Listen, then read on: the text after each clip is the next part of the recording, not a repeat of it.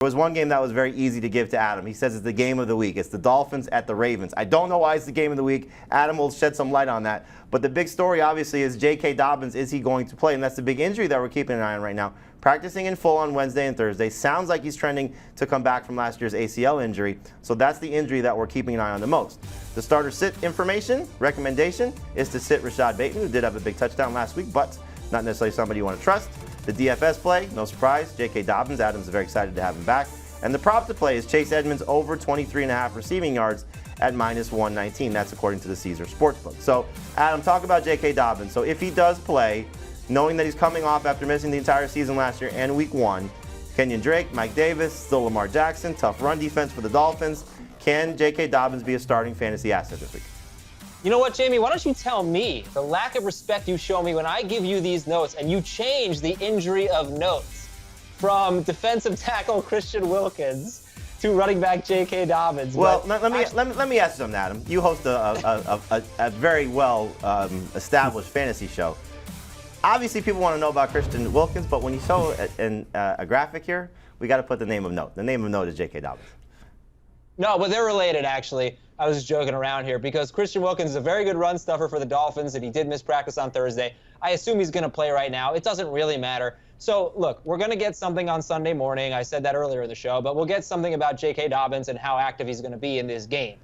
If it's all systems go, I am going to start him. And maybe I'm emboldened by being optimistic about Michael Thomas last week, and that turned out to be good advice. So hopefully I can come through again. I'm looking forward to starting J.K. Dobbins. I don't think he cracked my top 24, but there are a lot of running backs that are really interesting that in the 30 range or so. And I'm going to start him over Jeff Wilson, for example. And that's a close one, but I really like Dobbins. They just don't have a running game, and they need a running game. And they've been waiting for J.K. Dobbins to come back. And this is the game of the week. It's going to be a close, competitive game. I'm really looking forward to this game, and I think Dobbins is going to come through. I think he has a good chance to score. I think about 70 total yards are coming. All right, so hopefully it's a good game for Dobbins. Dave, you share that optimism? Definitely not. I'm way more nervous. I get that. I'm excited to see J.K. Dobbins, and I want to see what he can do. But unless there are some serious reports about him getting a lot of work, looking great in practice, et cetera, I don't know what to expect from him. And I don't think I can count on him to be the only running back that gets a decent amount of work in this matchup for the Baltimore Ravens. And we know that the quarterback for Baltimore